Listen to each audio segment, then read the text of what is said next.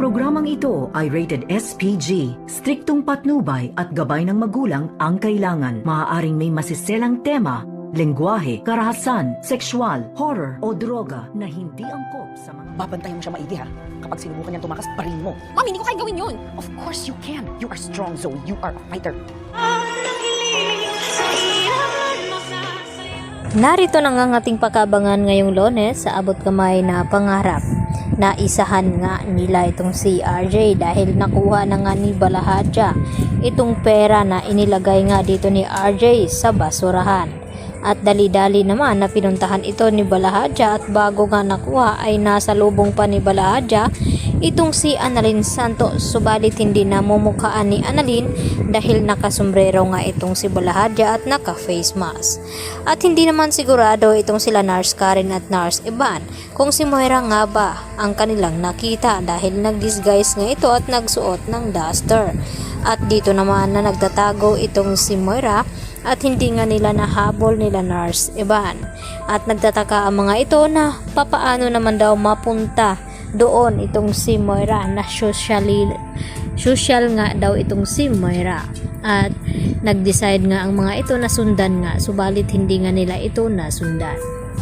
Samantala dito naman kina Lynette ay talagang malakas ang kutob dito ni Dr. Enriquez. Ito si Nurse Minor na talagang may nangyayaring hindi maganda dito nga kay Lynette. Kaya agad naman nakakuha ng pagkakataon itong si Dr. Enriquez nang malaman niya dito na tungkol dito sa pinsan ni Lynette dahil alam ni Dr. Enriquez na matagal na nga wala itong ama dito ni Lynette. Kaya nagduda na nga sila sa taong kasama dito ni Lynette kaya hinampas nila ito ng bag. Kaya naman ay nakatakbo silang tatlo, si Lynette at Nurse Pinor at ito nga si Dr. Enriquez. At dito naman na hinabol ang mga ito nila Dax at ng kanyang kasamahan. Hindi daw pwedeng makatakas ang tatlo nang sa ganon ay hindi sila makasumbong sa pulis. Kaya dito naman na humingi ng tulong itong sila Dr. Enriquez sa security, subalit bigla nga dumating itong kasamahan ni Dax at dito na pinagbabaril itong security guard at iniwanan naman itong si Lynette nila ni Dr. Enriquez at saka ni Dr. Patricia Minor. At dito rin na naghabulan ang mga ito at kumuha nga ng telepono itong si Dr. Enriquez at tinawagan agad si Carlos at pinadala ang lugar kung saan hinahabol nila itong si Lynette. Kinakailangan na mapuntahan daw nila agad ito bago mahuli ang lahat.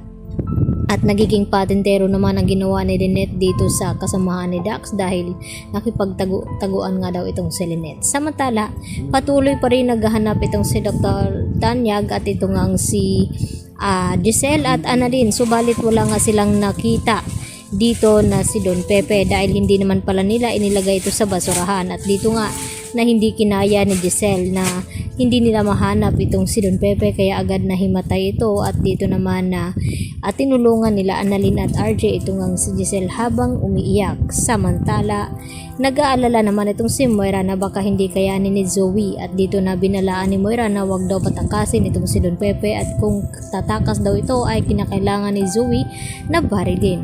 At sinabi ni Zoe dito nga kay Moira na hindi daw niya kayang bumatay ng tao at nagkamalay na nga itong si Don Pepe at dito niya nakita itong si Zoe na may hawak nga na baril.